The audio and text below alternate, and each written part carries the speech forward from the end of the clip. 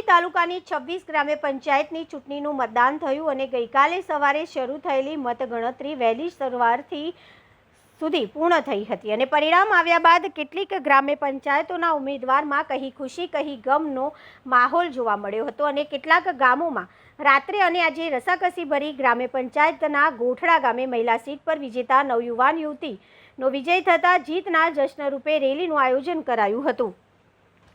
ગત 22 તારીખે ગુજરાતભરમાં સ્થાનિક સ્વરાજ્યની ગ્રામ્ય પંચાયતોના સરપંચ અને વોર્ડના સભ્યપદ માટે ચૂંટણીનું મતદાન થયું હતું। વડોદરા જિલ્લામાં સાવલીની 80 ગ્રામ્ય પંચાયત પૈકી 51 ગ્રામ્ય પંચાયતની ટર્મ પૂર્ણ ન થઈ હોય તેવા સરપંચ કાર્યરત છે અને બાકી 29 ગ્રામ્ય પંચાયતની ચૂંટણીમાં 3 ગ્રામ્ય પંચાયત બિનહરીફ જાહેર થતાં 26 ગ્રામ્ય પંચાયતની ચૂંટણીનું મતદાન થયું હતું, જેની મતગણતરીની ગઈકાલે સવારે 9 ચુસ્ત પોલીસ બંદોબસ્ત સાથે શરૂઆત થઈ હતી।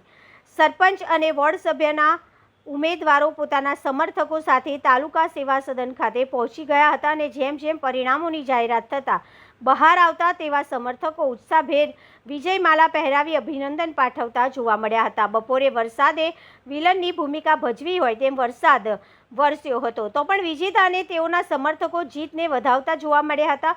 આ ચૂંટણી બેલેટ પેપરથી યોજાઈ હતી અને મતદારે એક સરપંચ અને એક વોર્ડ સભ્ય એમ 2 વોટ આપ્યા હતા। અલગ અલગ તારવવા અને ગણના કરવી, જેના કારણે ઈવીએમ કરતાં મતગણતરીમાં સમય વધારે લાગતા કાલે મોડી રાત્રે પણ મતગણતરી ચાલુ હતી, જે વહેલી સવાર સુધી ચાલી હતી। સાવલી તાલુકાની કેટલાક ગ્રામ્ય પંચાયતો સહિત ટુંડાવ ગોઠડામાં ભારે રસાકસીનો ચૂંટણી જંગ જામ્યો હતો। વહેલી સવારે 3 વાગ્યાના સુમારે ગોઠડાની ચૂંટણીનું પરિણામ આવતા પૂર્વ સરપંચ મહમ્મદ અલીની દીકરી તસ્મીના સૈયદ 19 મતથી વિજેતા જાહેર કરાઈ છે, જે સાવલી તાલુકામાં વિજેતા સૌથી ઓછી ઉંમરવાળી સરપંચ બની હતી અને આજે જશ્ન સાથે ડીજેના તાલે વિજય ઉત્સવ મનાવ્યો હતો।